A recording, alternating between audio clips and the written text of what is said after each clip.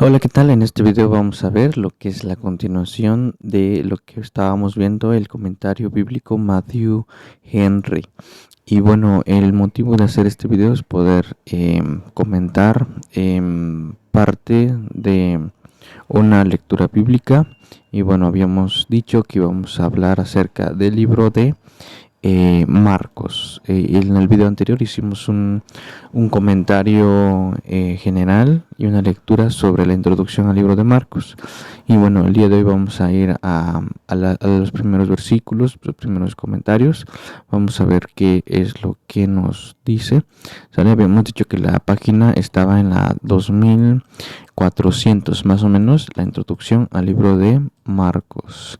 Recordando que este es el comentario bíblico Matthew Henry en formato digital, tal cual es el formato físico, ya que hay algunas aplicaciones de Matthew Henry que no es tal cual lo que dice el formato físico. En el video anterior, pues, lo que hicimos fue leer esta parte, ¿sale? Quisimos leer esta parte del libro de Marcos, que es la introducción, el Evangelio según San Marcos. Y bueno, el día de hoy vamos a leer lo que sería la primera parte, el capítulo 1, así como los versículos siguientes. Bueno, y ahora vamos a continuar pues con lo que es el capítulo número 1, ¿sale? Voy a ir leyendo y bueno, mi intención es que podamos aprender un poco, compartir lo que dice este comentario y pues ojalá y sea de mucha bendición. Dice, el relato de Marcos no comienza desde el nacimiento de Jesús, a diferencia en este caso del libro de Mateo o el libro de Lucas, dice, como lo hacen Mateo y Lucas, sino con el ministerio del Bautista, es decir, de Juan el Bautista.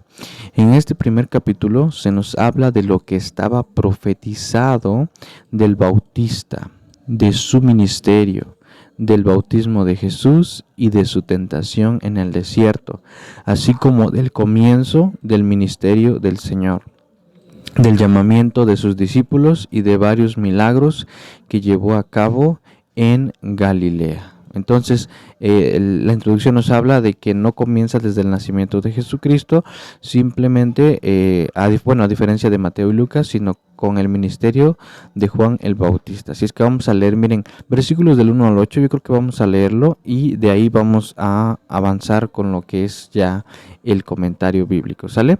Bueno, miren, vamos a ver, dice aquí, Marcos 1:1, dice, principio del Evangelio de Jesucristo, Hijo de Dios, como está escrito en Isaías el profeta. He aquí yo envío mi mensajero delante de tu faz, el cual preparará tu camino delante de ti. Voz del que clama en el desierto, preparad el camino del Señor, enderezad sus sendas. Bautizaba Juan en el desierto y predicaba el bautismo de arrepentimiento para perdón de pecados. Y salían a él toda la provincia de Judea y todos los de Jerusalén, y eran bautizados por él en el río Jordán, confesando sus pecados. Y Juan estaba vestido de pelo de camello y tenía un cinto de cuero alrededor de sus lomos, y comía langostas y miel silvestre, y predicaba diciendo, viene tras mí el que es más poderoso que yo, a quien no soy digno de desatar encorvado la correa de su calzado. Yo a la verdad os he bautizado con agua, pero él os bautizará con Espíritu Santo. Bueno, vamos a terminar hasta allá, hasta el versículo número 8, ya que nuestro comentario bíblico solamente se centra hasta el versículo número 8. Vamos a tratar de leer lo máximo que podamos, es decir, hasta el versículo número 8 y de ahí hasta donde podamos llegar en este video para que no sea tan largo. Número 1 dice, vean, versículos del 1 al 8, lo que es el Nuevo Testamento. ¿Qué es lo que es? Dice, es el Evangelio de Jesucristo. Aquí está dando, miren, un punto, no está directamente comentando así. El libro de Juan Marcos, o es decir, de Marcos, el Evangelio según San Marcos, empieza de esta manera, no. Simplemente está diciendo, escuchen, lo que es el Nuevo Testamento. ¿Qué es? Y dice aquí, es el Evangelio de Jesucristo, Hijo de Dios. Eso es el Nuevo Testamento. Esto es muy interesante porque nos da una definición clara de cómo podemos entender el Nuevo Testamento. Entonces nos dice, el Nuevo Testamento es el Evangelio de Jesucristo, Hijo de Dios. Hace aquí una coma, se llama coma del vocativo para referirse a quién es Jesucristo, ¿verdad? Hijo de Dios. Versículo 1, eso es a la referencia, dice, número 1, dice, es Evangelio. ¿Sale? Otra vez, lo que es el Nuevo Testamento ahora dice acá, es Evangelio. Es decir, buenas noticias. ¿Sale? Eso es el Nuevo Testamento, buenas noticias. Y aquí hace una cita, dice, palabra fiel y digna de toda aceptación. ¿Sale? Entonces, eso es el Nuevo Testamento, buenas noticias, palabra fiel y digna de toda aceptación, ¿verdad? Bueno, ahora dice, vamos a continuar, dice, palabra fiel y digna de toda aceptación. Ese es el Nuevo Testamento. Dice, es el Evangelio de Jesucristo. Ojo, nuevamente vuelvo a recalcar lo que es el Nuevo Testamento. Es el Evangelio de Jesucristo. El de Mateo comenzaba con libro de la genealogía de Jesucristo. Eso eran los preliminares. Marcos va directamente al ministerio de Juan el Bautista. Dice, este Jesucristo es el Hijo de Dios. Ese es el punto número 3 de lo que es el Nuevo Testamento. Este Jesucristo es el Hijo de Dios. Hace una declaración, ¿verdad? Dice, esta verdad, y aquí quiero que pongan mucha atención porque fue lo que más me gustó de esta primera parte, dice, esta verdad es el fundamento, vean cómo lo pone aquí, esta verdad es el fundamento sobre el que se edifica el Evangelio, y el Evangelio se ha escrito para demostrar dicha verdad. Esto es muy interesante, vamos a leerlo otra vez, dice, vean, este Jesucristo es el Hijo de Dios. Ese es el punto número 3 de lo que es el Nuevo Testamento. Este Jesucristo es el Hijo de Dios y dice, esta verdad, ¿qué verdad? Que Jesucristo es el Hijo de Dios. Esta verdad es el fundamento, ¿sale? Esta verdad es el fundamento. ¿Qué verdad? ¿Qué verdad es el fundamento? ¿O qué es el fundamento? Que Jesucristo es el Hijo de Dios. Y dice, sobre el que se edifica. Sobre esta idea, sobre esta verdad, sobre la idea de que Jesucristo es el Hijo de Dios, se edifica el Evangelio. Y dice, y el Evangelio se ha escrito, vean aquí cómo hace un juego de palabras, y el Evangelio se ha escrito para demostrar dicha verdad. Otra vez, el Evangelio se ha escrito para demostrar que Jesucristo es el Hijo de Dios. Entonces aquí la verdad lo que notamos es una declaración bastante interesante de que Jesucristo, el Hijo de Dios, es el fundamento sobre el que se edifica el Evangelio. Ahora, y el Evangelio dice, se ha escrito para demostrar eso, que Jesucristo es el Hijo de Dios. Y esto es algo muy interesante que el libro de Marcos dice, porque si recordamos el versículo número 1 dice, principio del Evangelio de Jesucristo, coma, Hijo de Dios. Es la primera parte del primer versículo del Evangelio según San Marcos. Vamos a ir un poquito más adelante, creo que ya quedó bastante dicho y claro, pero sí es importante que vayamos avanzando. Voy a leer creo que nada más hasta el punto número 2 porque creo que no podré terminar, ¿verdad? Pero vamos a continuar. Bueno, ahora vamos con el punto número 2 y yo creo que con esto terminamos también el video para que no sea tan largo, pero que sea claro. Dice, ¿cuál es la relación del Nuevo Testamento con el Antiguo? Pero no es pregunta, dice, ¿cuál es la relación? Está dando una declaración. ¿Cuál es la relación del Nuevo Testamento con el Antiguo? Dice, tan pronto como leemos principio del Evangelio, etcétera. Ahí está cortando el versículo, dice, a renglón seguido vemos, versículo 2, como está escrito en Isaías el profeta. ¿Por qué dice esto? Que dice cuál es la relación del Nuevo Testamento con el Antiguo.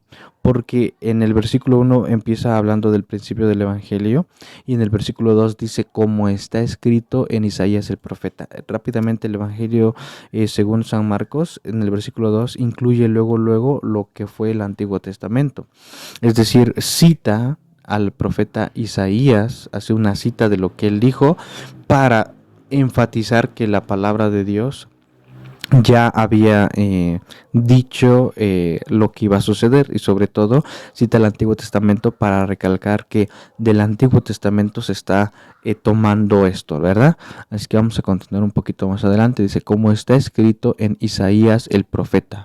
Otra vez dice, como está escrito en Isaías el profeta. Otras traducciones dice, como fue dicho por el profeta Isaías, lo cual era muy adecuado y de singular poder para los judíos. Es decir, se está citando el profeta Isaías en esta primera parte, pero para la nación de Israel, para los judíos, era muy adecuado, dice, y de singular poder.